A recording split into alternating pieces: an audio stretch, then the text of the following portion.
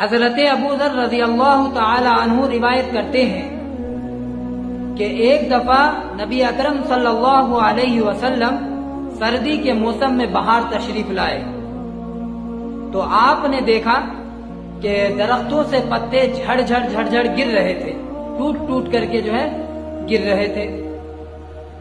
تو آپ صلی اللہ علیہ وسلم ایک درخت کے قریب گئے، ایک درخت کے پاس گئے اور اس درخت کے ایک ٹہنی کو پکڑے۔ جیسے ہی اس ٹہنی کو پکڑے ویسے ہی اس کے پتے جھڑ گرنے لگے ٹوٹ ٹوٹ کر کے۔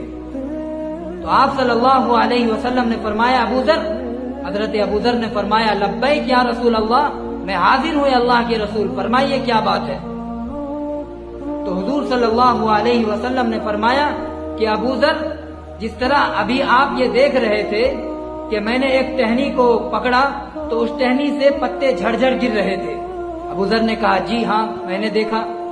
تو اللہ کے رسول صلی اللہ علیہ وسلم نے فرمایا کہ ٹھیک اے ابو ذر، جب ایک مسلمان بندہ اللہ کی رضا جوئی کے لیے، اللہ تعالیٰ کی خوشنودی حاصل کرنے کے لیے نماز پڑھتا ہے، نماز ادا کرتا ہے، تو اس کے گناہ ایسے ہی جھڑ جاتے ہیں جیسے اس ٹہنی کے پتے جھڑ رہے تھے۔ سبحان اللہ، اللہ اکبر، کتنی بڑی بات ہے میرے بھائی۔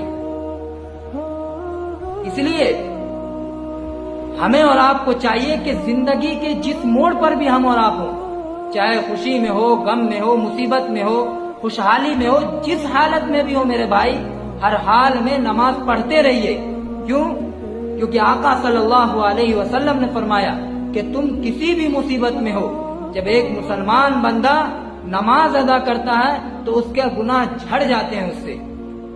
نماز گناہوں کا کفارہ ہے، اور صرف اللہ کے رسول نے یہی تک نہیں کہا کہ صرف گناہ جھڑتے ہیں، نہیں، بلکہ اور بھی فرمایا کہ جب ایک مسلمان نماز پڑھتا ہے تو اس کے رزق میں برکت ہوتی ہے، اللہ تعالیٰ اس کے رزق کو بڑھا دیتا ہے، اضافہ کر دیتا ہے، اس کے رزق میں خوب برکت ہوتی ہے۔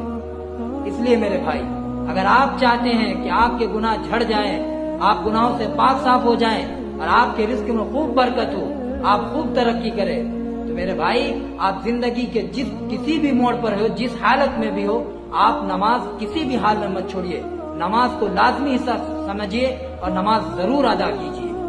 انشاءاللہ اللہ تعالیٰ آپ کے رزق میں بھی برکت عطا کرے گا اور آپ کے گناہوں کو بھی آپ سے جھاڑ دے گا، مٹا دے گا۔